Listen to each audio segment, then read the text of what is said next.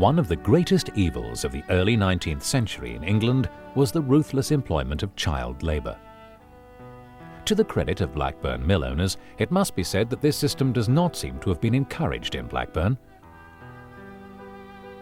The comfort and well-being of the inhabitants of Blackburn hinged largely upon the state of trade in the cotton industry.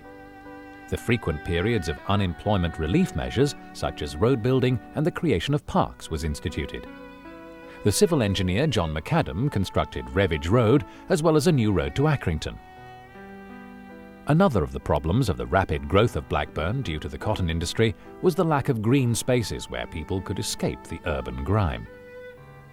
Many walked up Preston New Road for the exercise and a breath of fresh air, and it was the land bordered by Preston New Road, Revage and Sheer Brow that seemed an ideal site for a green space for a park. Corporation Park was opened on Thursday, October the 22nd, 1857. When two cannons captured at Sebastopol in the Crimean War were presented by Queen Victoria to the town, they were installed at the top of the park. They were discharged every 2 minutes at the grand opening ceremony, to the astonishment of the local inhabitants. The cannons disappeared during the salvage drive of the Second World War. Another notable feature of the park is the two lakes which were formed from the old reservoirs.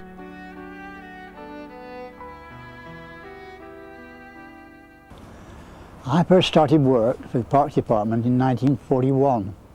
I worked there for 46 years altogether, and in the last 23 years was in charge of the department. To my mind, one of the finest features of the park is the Broad Walk.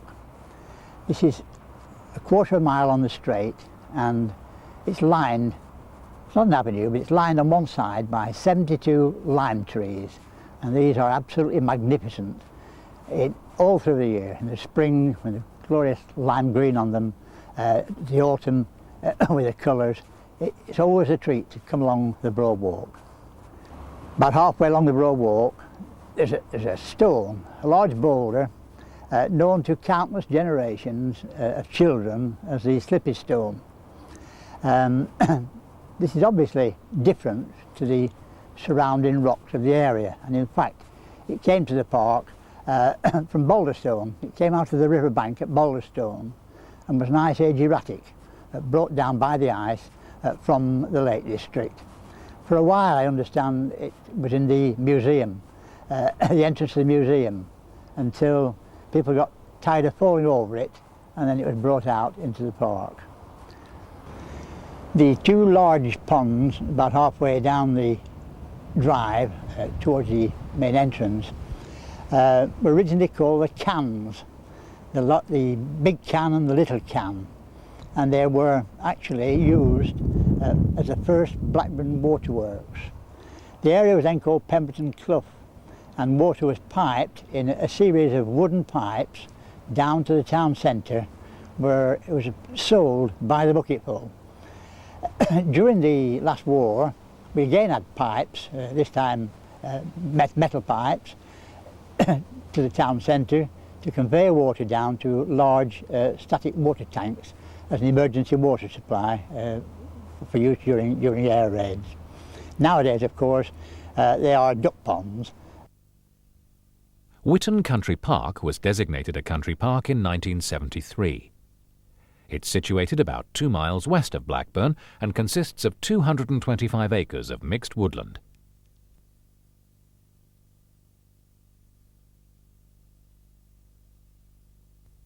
Whitton House, now demolished, was a spacious structure with a classic porch built in 1800 on a knoll in the middle of the park.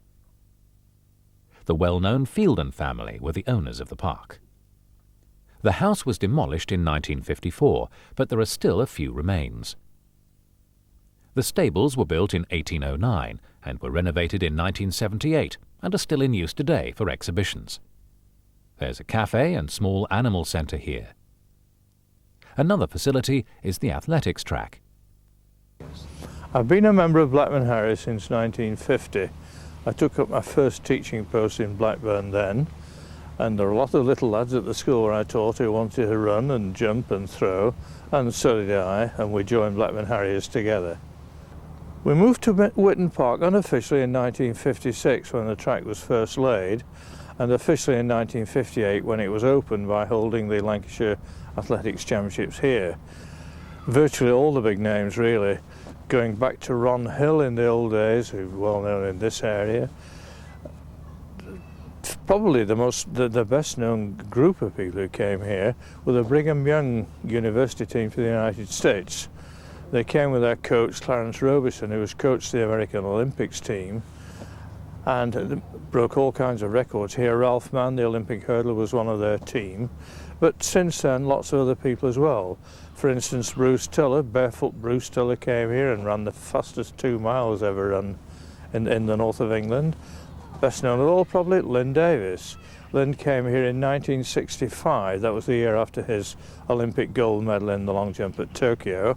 He did a long jump for us, did 25 feet, again the furthest ever done in the north up to that time, and then he ran in a 100 metres, and perhaps most important of all afterwards, he came to do a leg in the 4x1 pint relay at the adjacent Whitton Inn, refused to take part because he said he wasn't going to drink against professionals, he didn't want to lose his amateur status.